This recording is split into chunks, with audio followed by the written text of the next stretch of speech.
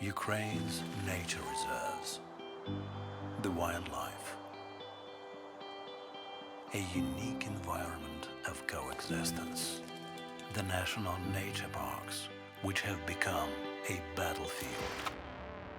Parks, a silent witness to horrific crimes and their involuntary victims. Territories protected by UNESCO and a number of international conventions are occupied. More than 3.5 million hectares of such territories have been affected by war. The steppe of Ascania Nova is on fire. The Kinburn Spit is burning. The unique landscapes of Gerald Hodge are ravaged. The Oleshka sands are blocked. The bird nesting sites in the Dnipro Delta are destroyed. The blowing up of the Kakhovka hydroelectric power station dam has led to the degradation of the Dnipro national parks. Their unique flora and fauna are on the verge of extinction. Nature is recovering very slowly. The ecological balance is very fragile.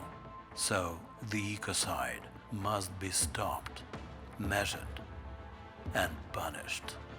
This is our common task for the sake of future generations, for the sake of justice, for the sake of nature. The subject of plenary session number 9 is recovery of destroyed natural ecosystem. The panel will present a general vision of the environmental recovery of Ukraine, including cross-sectoral recovery plans. Moderator of this discussion is Svetlana Nemes, advisor of the Minister of Environmental Protection and Natural Resources of Ukraine, advisor to the head of a state agency for restoration and infrastructure development. And I invite her to the stage. And before that, I will inform you that after this session, we will have a short coffee break, 15 minutes, and this is a really short coffee break. Don't take me rude, but I don't want to shout at you in the hallways anymore. And after that, we will have a penultimate session of our summit, and then closing remark.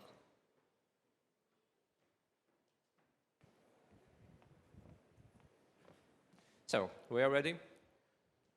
Madame Nemes, please, take your time. Thank you so much. Thank you so much.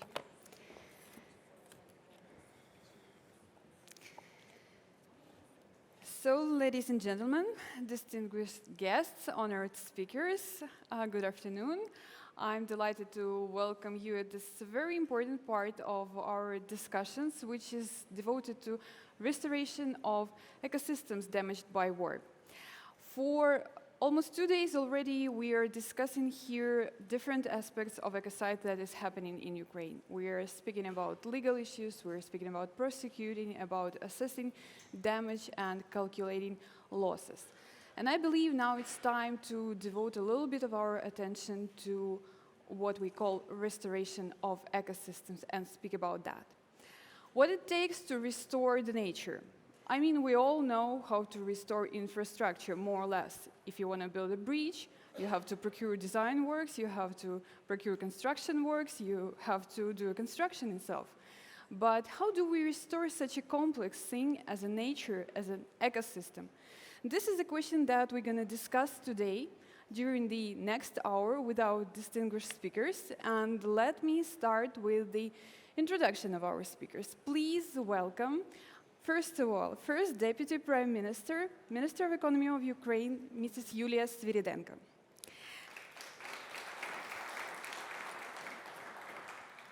Deputy Prime Minister of Sweden and Minister for Foreign Affairs 2014-2019, Margot Wallström. Deputy Minister of Environmental Protection and Natural Resources of Ukraine, Alexander Krasnoludsky. Minister of Environment of Republic of Moldova, Mrs. Iordanka Rodica Iordanov, is joining us right now. And last but not least, Dr. Stefan Heisner, Senior Partner of PricewaterhouseCoopers, Germany. Thank you very much.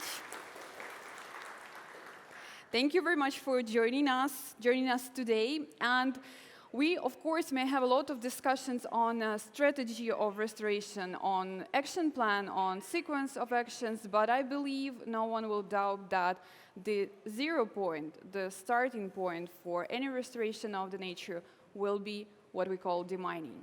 The numbers of mined areas in Ukraine are devastating and horrific, that's true. But we also know that our government and specifically Ministry of Economy chaired by Madam Minister is already working on the strategy for demining. Madam Minister, would you be so kind to elaborate a little bit on the draft strategy and where do we stand in this now? Over to you.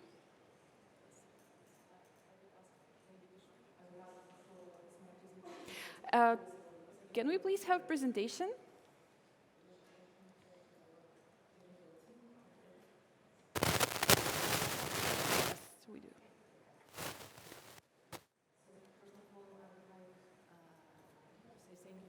All of you for gathering here in Kyiv and for today to discuss, I think, a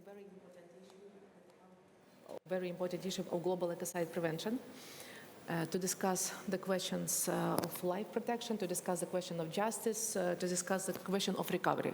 And yes, you're absolutely right, 0 stage of recovery and restoration, it's actually demining.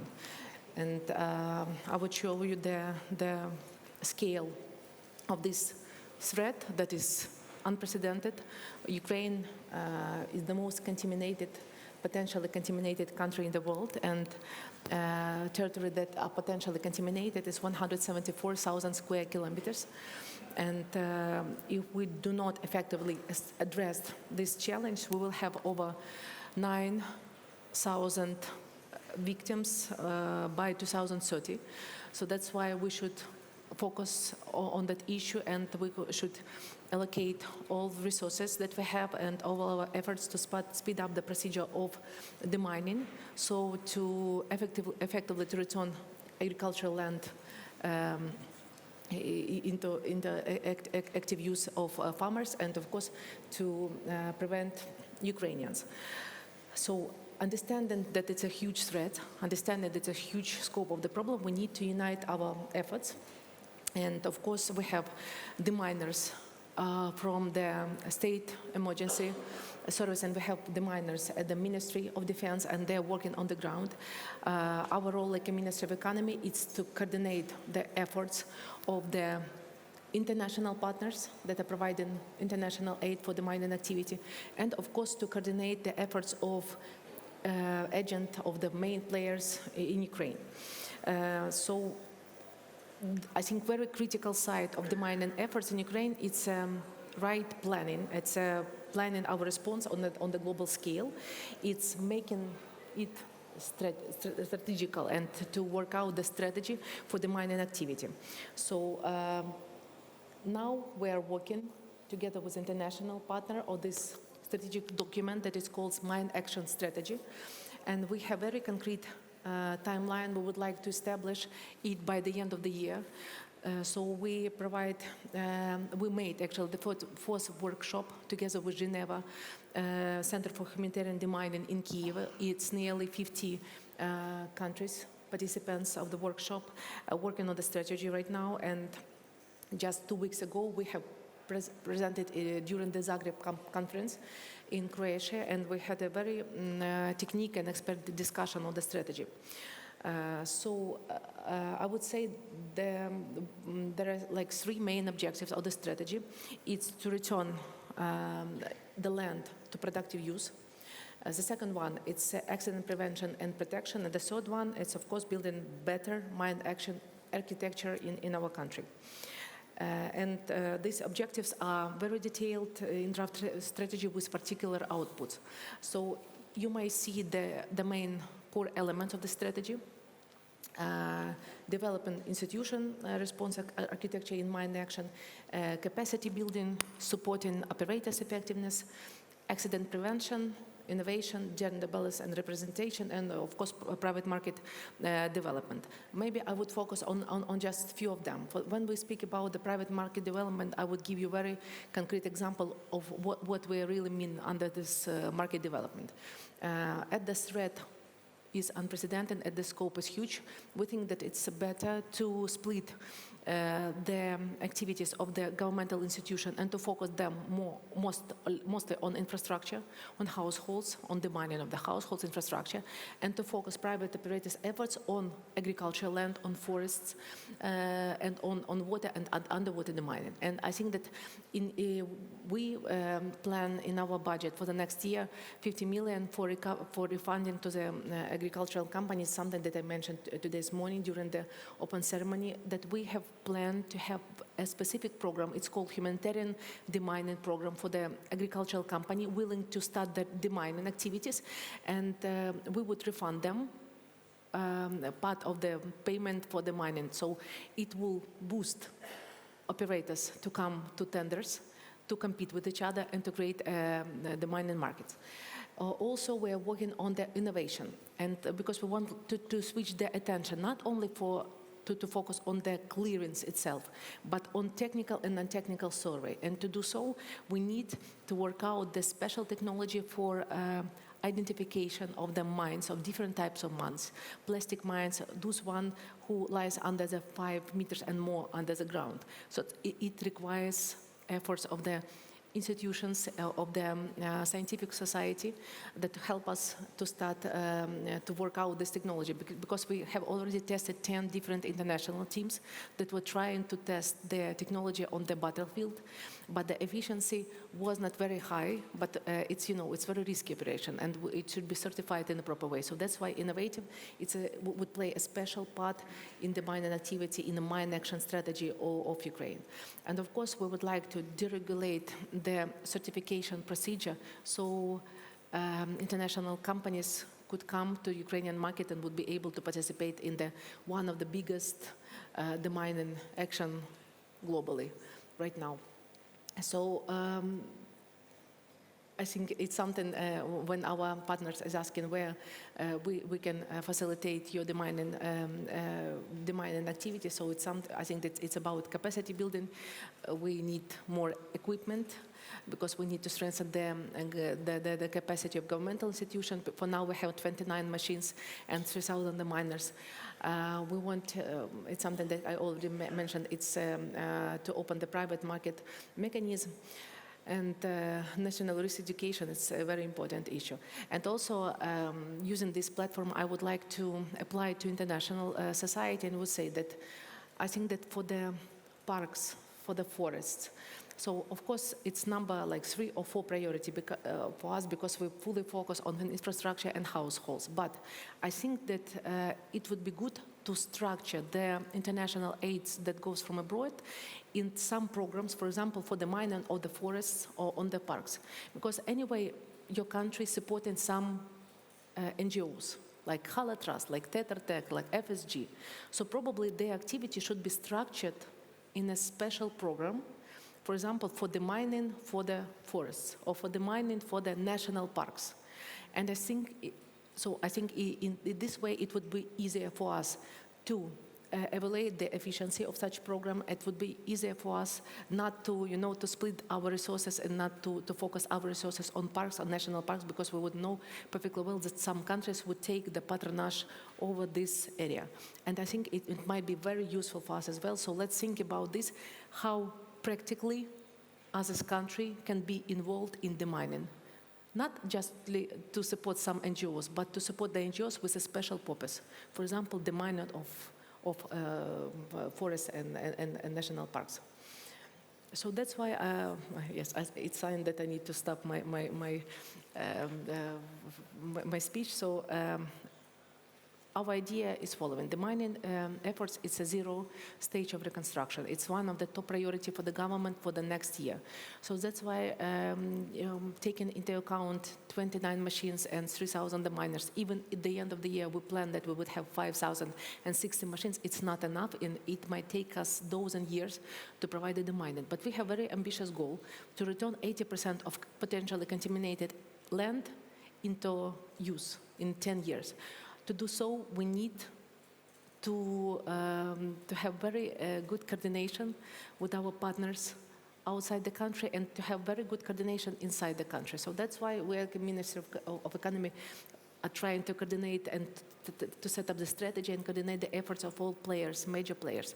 So my idea, so let's have a good coordination and let's have a good cooperation together with international partner to have more structured understanding of what kind of aid we need to provide very speed demining activities in Ukraine. Because we have unique situation when we have the front line and we keep fighting on the economic line, on the, you might see it, you might feel it in the Kyiv, that Kyiv is keep going, keep operating, business operating as well. So that's why we need to make it in parallel. We're not able to wait until the war will be finished and then to start the demining. We need to make it everything in parallel. So it's a unique challenge, but it's something that we should respond. Otherwise, it will stop our life. Thank you. Thank you. Thank you very much, Madam Minister, and thank you for channeling this discussion already in a very practical way. That's actually the spirit of Ukrainian government these days. We are developing strategies and we are also doing stuff that is needed for the country right away.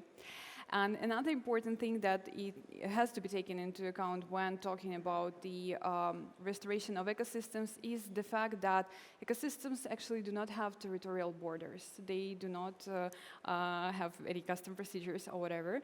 And that means that actually whatever happens in Ukraine influence directly also our neighbors and neighboring countries. And we are glad to have here today, as I already mentioned, the Minister of Environment of the Republic of Moldova, the neighboring country which also to some extent experiences the consequences of war in Ukraine already, and also is a big friend of us and already started some practical, very practical cooperation. So, Madam Minister, would you elaborate a little bit on the cooperation that is already ongoing and also the consequences that you are experiencing at the country right now? Thank you. Yes, thank you for your questions, and thank you once again to offer me the possibility to speak and to share with you our experience. So I am really very impressed, Madam Minister of Economy, about your strategy regarding the demining Ukraine and the way how you approach the situation of recovering ecosystems. And I'm very glad that the forest, land, protected areas are not the last in your list. And you have the clear understanding how to do this, because the actions which you will take at the Ukrainian level, as was mentioned already, also will affect the Republic of Moldova, the nature of Republic of Moldova. And here I'm coming with the proposal that will combine our effort, especially for the areas which we are sharing together. Because as I mentioned, and everyone already know and using these words, that the environment doesn't have the border. So we thought about the necessity to also discuss at the national level and to start thinking how we should recover the nature which is affected by war. Indeed, we have indirect affection. We are not directly affected, and I am really sorry for all the loss which you have in the nature, and we are totally supporting your idea on recovery the nature and the ecosystems. So what is very important in this process, and through what we already pass it in our exercises, is first of all to have a clear understanding of the necessity. The most complicated component on the recovery, when you have more pieces of nature which need to be recovered, is to make the prioritization. This is very complicated. And another issue, another challenge is what to do, because sometimes the new ecosystem created, for example, what we discussed yesterday, for years, could be already the new ecosystem. So it is necessary to understand what you will recover, how you will recover. And for here it will be necessary to have clear understanding, involvement of all stakeholders, especially those who are living in that area, to understand what is the priority, what is the main correctly approach to recover or to rebuild the situation, the area, and to have it more and to develop it. For sure, it is necessary to think also about the urban areas and rural areas. For example, today we discussed it in the previous panel discussion about the damage and catastrophic of Nova Kakhovka. So we saw a lot of damage created by this catastrophe at the urban area and also at the rural area. So it is necessary in the process of recovery the urban ecosystems to think about not only just building or re-establishing the city, roads, factories, buildings, schools, and kindergartens, but also to think from the long-term perspective. We are planning to live and to stay, to develop this city. So we need, first of all, to think about the greening cities, to use the green constructions approach, to think about so-called the green-blue areas in the cities, because we need to use the most friendly approach to the people, to the kids, to everyone who will be interested and would like to continue to live in such kind of city.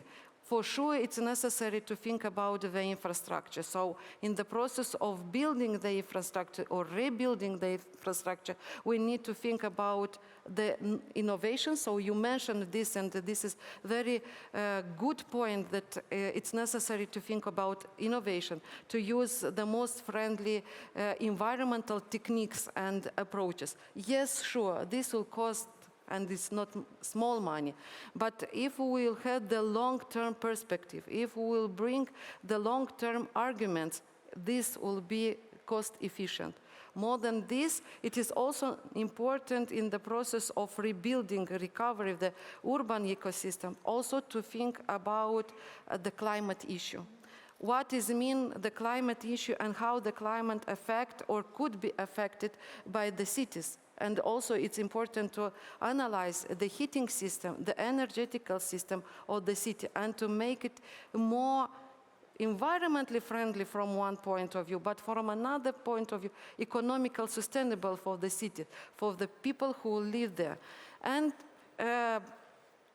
sure, it's it's a wish of each Minister of Environment to have clean city, to have a well-organized city, easy city to manage it. So you will have, through the recovery for the rebuilding the city, this option, and just take this decision to think on the long term, on the benefits of the long term. At the rural level, it is also very important to have the approaches of climate change, the approach of the green-blue elements, but it's very important to understand and to ensure that people who are affected by losing their qualitative soil lands will have the support from the country.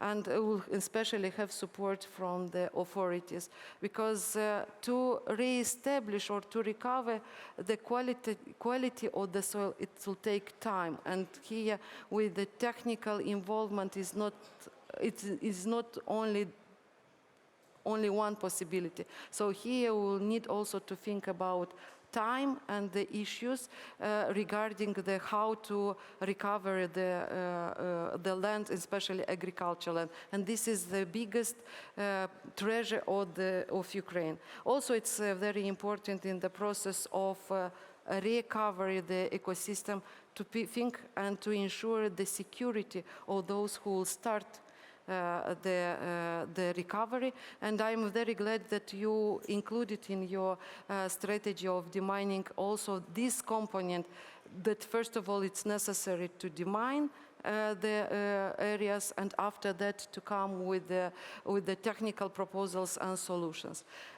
Another issue which is necessary to think, and for sure it will be important to have the support of the entire community, neighbors, and development parties, is about how to get the financial flow.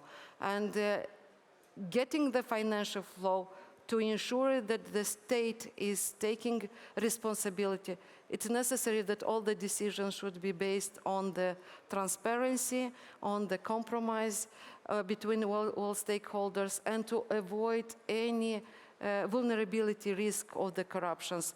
It's necessary to show also the confidence of the community, the confidence of the population in all the actions which Ukraine and neighbors will do in the recovery of the ecosystems.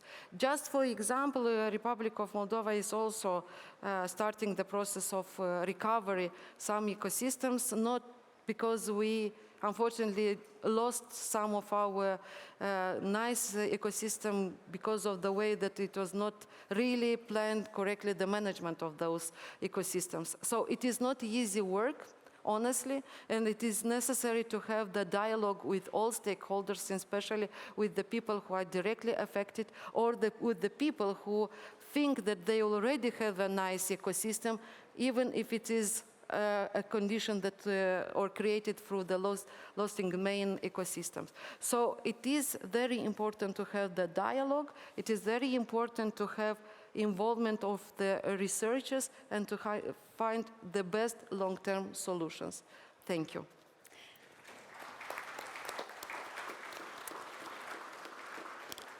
Thank you very much, Madam Minister. And based on what you just said, taking into account the importance of planning, I believe for planning, we also need to assess the damage and assess it in a timely and accurate manner. Happily, Ukraine is not alone in this process, and we have a lot of support from our international partners, and I'm delighted to have one of such partners here today at the stage. Dr. Heisner, I will refer to you now because I know that your team is providing Ukraine with a lot of support in building right processes, in building right approaches to how do we assess the damage, how do we calculate and measure loss, and if you could share with us a little bit about the work that is currently being done by your team, that would be very beneficial.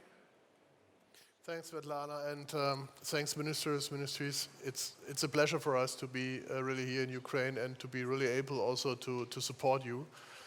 You know, when we realized what happened last year, we directly started to think about where we can help, what we can do. I mean, I'm representing an organization of close to 500,000 people around the world.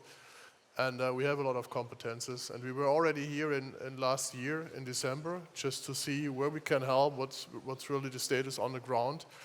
And talk to others, also internationally, to the European Union, to the German government, other governments. And we organized then also an integrated approach from the firm, not only from Germany, but also from PwC Europe, the UK, the US, just to focus on where we can help. So we are helping here in Ukraine, beside our efforts in the Ministry of Environment, also in the Agency of Restoration. But I just wanted to talk about the, of course, the Ministry of Environment and our efforts here, which is focusing on the collection and the calculation of the damages caused by the Russian aggression.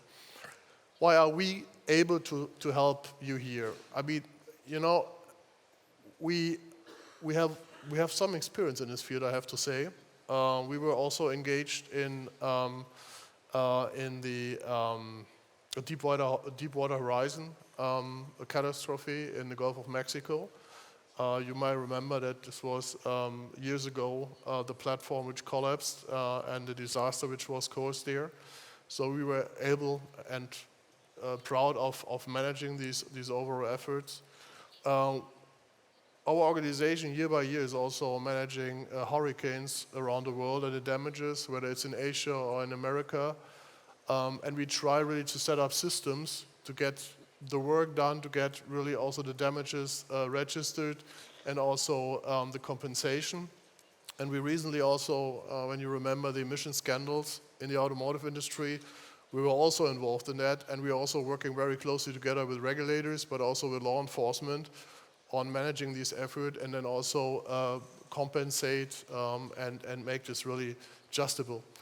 And that's when we are talking about what's let's say the efforts we have here and the challenges we have here. Is a moment where we are the opinion we can help. The dimension in Ukraine and with the Russian aggression is a completely different. It's a dimension which is not comparable with what I've just mentioned. But what's important is that when we are focusing on this, from the first beginning, we need to integrate and develop a system which makes the efforts we are conducting really manageable. And that's not easy. I mean, we are talking about 10,000s of individual activities by the Russians to damage the environment here. 10,000s. We are talking about a distance and a time frame where we do not know really at the moment how long this takes. We have involved hundreds of inspectors around the regions here who are on the ground, really also capturing the evidence, and we need to make sure that these inspectors also following one structure and one system, one process. The same with the prosecutors, the same with all others who are involved in that. And at the same time, we need to make sure that what we are doing on the ground and the calculation we are doing is also shared by all the stakeholders. It's not just one ministry, it's different ministries, it's international stakeholders like also Moldova or the European Union, law enforcement, national, international. All this needs to be managed. And I think this is something we are really used to build up these management systems. We have a law enforcement expertise, so we know on how to document this and how to organize this. And we are also able to help in digitizing this whole effort. Because you always need to know where you are at the moment. So what's analyzed so far? What is the backlog? Where is the status? What are then also the amount of damages? And we are cooperating also international with other private firms who are helping here, just to make sure that everything is really aligned. And by the end of the day, the goal is really to have a system is in place which gives the transparency to each and everybody who is involved in that, to have a case at the end of the day which is really strong enough to be also presented to criminal courts, whether it's national, also international, and maybe also to have hopefully to have a basis also for the restoration. So my idea, which I'm following a bit and I'm discussing also with all the other stakeholders, is at the end of the day also to have a kind of a dual reference overview about the damages and the status and the amount of the damages, to really be also able to integrate this in the overall reconstruction of Ukraine, also with the agencies. So infrastructure and nature really brought together and be able really to focus not only effectively but also efficiently on this, because at the end of the day all this costs money, and we need to be also efficient in getting this done, and we need to be fast in getting this done. Thank you. You're welcome. Thank you very much, Dr. Hassan. And thanks for all the support that you provide to Ukrainian government. And just like in the case with the demining strategy, we know that the Ukrainian government is already working on some strategy for restoration of protected areas. And at this point, I would like to turn to the Deputy Minister of Environmental Protection and Natural Resources. My question to you will be as follows. If I'm not mistaken, and please correct me if I am, Ukraine currently has approximately 7% of protected areas and national parks of its territory.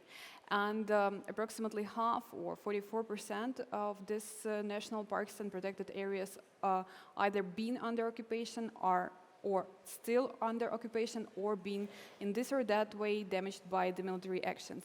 And these are horrific numbers and the horrific views that we've seen at the beginning of this session on our screen.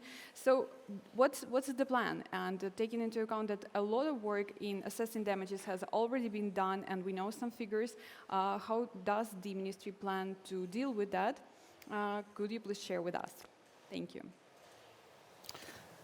Дякую за надане слово. Thank you so much for giving me the floor. As I have said during the previous session, особливо природоохоронні території. the protected areas definitely suffer from the war the most. However, the war impacts not just the protected territories, it also impacts the environment at large. And in order to say how are we planning to rebuild and restore the environment, we have to understand what has happened and what keeps happening today.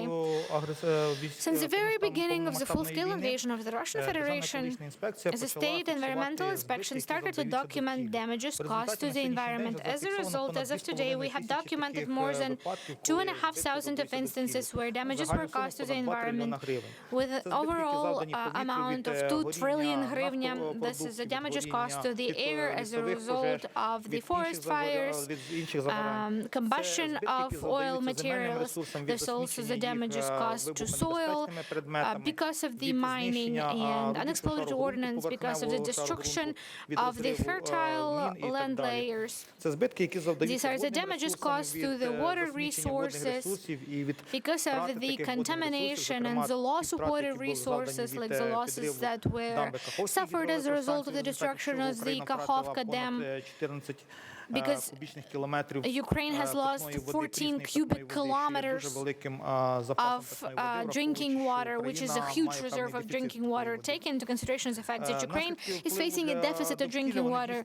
So the aftermath for the environment is extremely grave because the natural reserves and protected areas are suffering the most, of course. That's 1.2 million hectares of territories that are under protection. These are the Emerald Network territories suffering from active hostilities. These are the destruction of Ramsar wetlands. As I have mentioned, we see contamination of water resources, so loss of water. We see the contamination of soil with different contaminants, mining of territories. As it has been mentioned by previous panelists before, a significant amount of Ukrainian territory is mined, which definitely causes certain damages to Ukrainian environment. Also, we see the suffering of flora and fauna. It's important to draw your attention to the fact that more than 680 species of flora and fauna, because of the aggressive actions of the Russian Federation, are on the brink of extinction. Our natural parks, such as Tuzla, Liman, are documenting the mass death of dolphins in the Black Sea, which also brings a species closer to extinction and are a significant threat to the Black Sea region, which is why we definitely have to have a plan of recovery for the environment that is slowly happening right now, that will be happening after we liberate all of the Ukrainian territories. This plan, because of the fact that I don't really have time right now to cover everything, but this plan is not complete as of yet. It will be added on to, it will be completed, and it's very important for us to hear the opinion of our international partners. It's very important to hear the opinion of the scientific community, of the civil society, because this is the joint plan of recovery for Ukraine. And it envisages Ukraine being much better than it was before the beginning of the full-scale invasion. What do we have to do is we have to create suitable conditions for the recovery of natural ecosystems. We have to ensure the preservation and restoration of flora and fauna. We have to ensure the recultivation of the damaged lands where the fertile soil has been damaged or destroyed. We have to ensure the restoration of water resources and improve the high quality, ensure the high quality of water. We also have to ensure the restoration of sea ecosystems that are suffering, and we will have to continue estimating damages to the sea ecosystems. We have to ensure the abidance by the requirements of the European Green Deal, because Ukraine is a candidate country, and also Because of the fact that we are facing forest fires, we have to ensure the restoration of our forest resources that have been damaged or destroyed as a result of the aggressive hostilities. This specifically pertains to Ukrainian eastern and southern regions. Also, we are talking about the establishment of safe conditions for the restoration of natural ecosystems. We have to speak about demining because huge areas are mined, and we have to demine these territories to actually assess what has happened on these territories, and based on how damaged the ecosystems were, we have to talk about what can we do to recover. However, when talking about the recovery of the environment, we have to also talk about the fact that it cannot be the recovery through invasive species. This is something that we have to avoid because we have to create suitable conditions for the recovery of actual ecosystems. So together with a lot of scientists, with many scientific communities, we are developing this strategy to preserve biodiversity. This is something that we have to discuss. Moreover, we are also talking about the restoration of water resources, and as you know, the government has approved the water strategy of Ukraine until 2050, and the water strategy speaks to the fact that we are developing and approving the plans for managing river basins according to the European model of managing river basins. In this regard, we have to achieve the high quality of water to make sure that our river water, that is the main resource for fulfilling the needs of people in terms of drinking water, we have to ensure that this water is efficiently used, it is clean, it is safe. Moreover, in 2021, the government has approved the strategy for морська природоохоронна стратегія. Preserving sea biodiversity and protecting sea wildlife. However, because of the fact that we are at active war right now and a significant part of the Black Sea coastal area is occupied, the Azov Sea is occupied, this strategy is something that we have to discuss further after we regain access to these territories, because we know that in the Azov Sea the biodiversity is being destroyed by the occupying forces. We see that there are significant damages and destructions caused to the naval ecosystems. There are mass deaths of dolphins, so the strategy has to be revised, take into consideration the consequences of the hostilities. The preservation of biodiversity and expansion of protected territories is our goal. We have to expand the protected territories subject to special protection to ensure the preservation of Ukrainian biodiversity. This is something that will be much needed because of the war, because a significant number of flora and fauna, a significant number of species are destroyed today. We have the Red Book of Ukraine, which speaks to the large number of the flora and fauna that are on the brink of extinction. However, I believe that maybe at the end of hostilities we have to revise the Red Book because the significant losses that we suffer in this regard are immense. The destruction of Kakhovka has as a testimony of that, and it had led to the extinction of unique flora and fauna. We have to mention the establishment of rehabilitation centers for wildlife, because a lot of wildlife has suffered from the hostilities, and we also have to talk about a rehabilitation center for dolphins, because as I have said, and I want to reiterate again, we see significant amount of destruction caused to the ecosystem, and we have to ensure that these species can continue to exist in their area.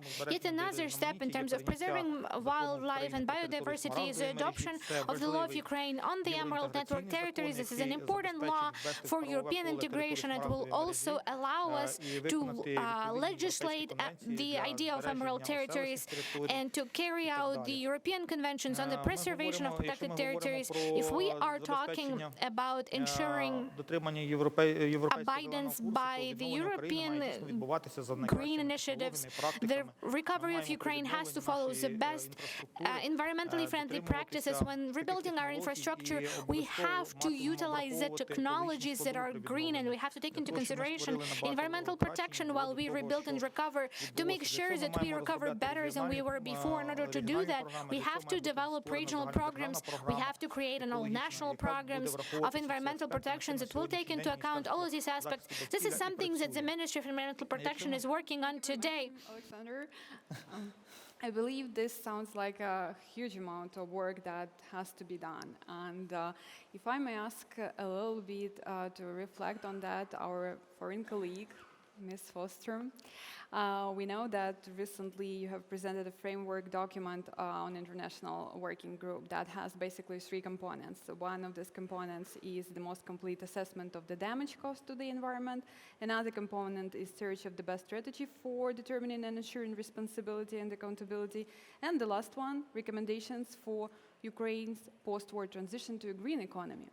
While we have more or less covered the first and second, and of course your reflections on that would be very welcomed as well, but if you could concentrate on this transition to a green economy specifically, and I cannot think of a better person than you to talk about that, that would be very beneficial because we have constant discussions about that in our society, and we would love to hear your opinion on that. Thank you. Thank you very much. I hope that this works. We couldn't have had a better introduction to this particular topic and these challenges than these 2 ladies that are seated next to me, because after your interventions, we learned how many aspects of one of these tasks, that is clearing Ukraine from landmines, how difficult that is and how many challenges that has. And there was also an illustration of how pollution does not follow borders, national borders. It follows a wind or a river. And your destiny is also ours, as I've said before. So this affects also the rest of us. And never had I thought that I would put another burden on Yulia Svyderenko's shoulders, but I will put another principles maybe to your list of guiding principles for how to do it. And that is an environmental aspect, because also clearing of landmines can be done in many different ways. You can do it by actually removing all the soil, may be effective and the most rapid method, but that will make it more difficult for you to recover and, of course, and be able to use the soil. Or you can do it in a more elaborate way, and sort of pulling them out one by one takes a long time, costs enormous resources. Or there are also other ways of doing this, and you have to choose one that hopefully also can be good for the environment. So maybe an environmental aspect to your list of guiding principles for how to do it. I think that would help enormously. But this means that the rest of the world will have to help and assist in doing this. You cannot do it on your own, and we understand that. I also want to say that since we started the work in our working group, the outpour and the input of international solidarity and offers to assist and help has been just enormous. Almost every day we hear of a country or a business or individuals or an organization that really want to come to Ukraine or assist Ukraine in one way or the other. And I think this is the best asset that you can have as well as a precondition for moving forward in recovery. What does this mean? Because we deal with a lot of these nice concepts of green recovery or net zero, or we use all kinds of nice building back better, different mottos. But what does it mean? And of course, there are a number of tools and instruments that have to do with international law, international conventions, and of course the EU legislation that will give guidance. But it also has to do with, of course, how the Ukrainian government and leadership will manage a process from now on. Because already, I don't know if anyone has a true picture of everything that goes on already. All the actors that have already entered Ukraine with the hope of being helpful, I guess, but some of them could also be destructive if they are not guided by the principles that you want to be there and be helpful. And I think that some of them have already been mentioned. that you must say to them, to everyone that wants to get here, what you do here has to be sustainable. It has to be something that will help us to recover. It has to be such that it doesn't do harm, further harm to the environment or to our country or to our people. And thirdly, you have to make sure that you interact with the population, with the local population, with those that are really affected by what you do. And of course, we also have said in our working group, because we are looking at exactly this, how can you recover and rebuild Ukraine? And we have been looking at also greening the economy.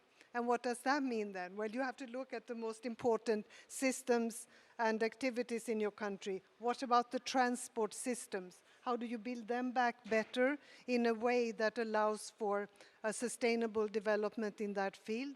What about the energy sector, the crucial sector for all of this to be able to establish a sustainable future? What about the industrial sector? And of course, you can invite those companies that now start to work with, for example, steel without coal, made without coal.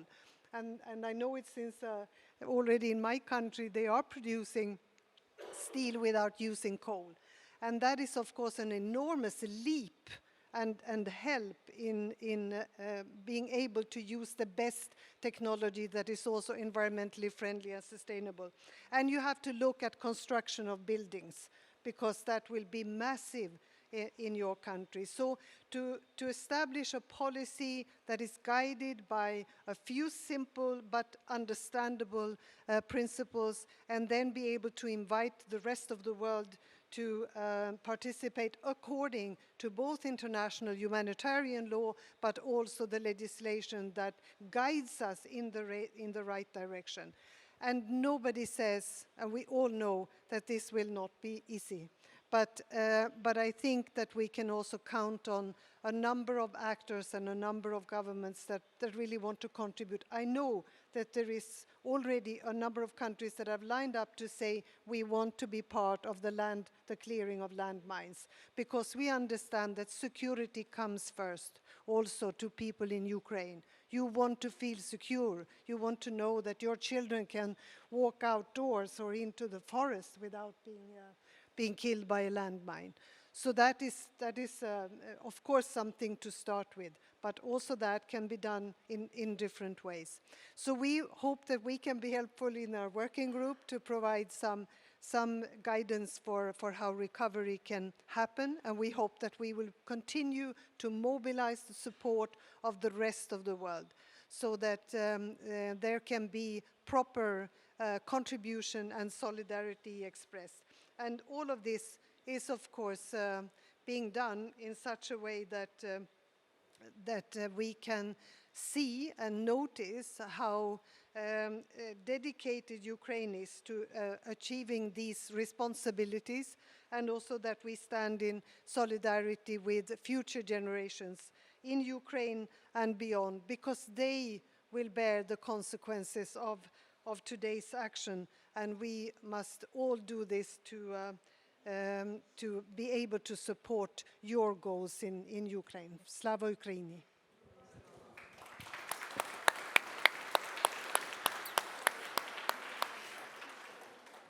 Thank you very much, Margot. Thank you for your valuable input. And it feels like we are right on time concluding this session. Thank you for respecting the time frame. And I guess in such a limited period of time, we managed to cover quite a broad range of topics connected to restoration of the ecosystems.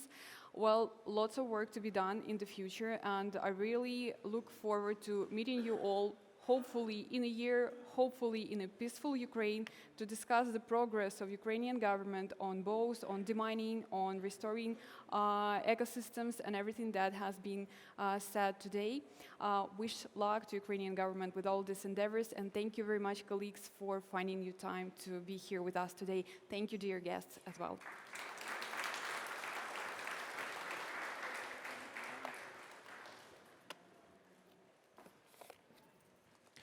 Thank you very much, distinguished speakers. Now we have 15 minutes coffee break, and after this coffee break, we will move forward to concluding part of our summit. Thank you.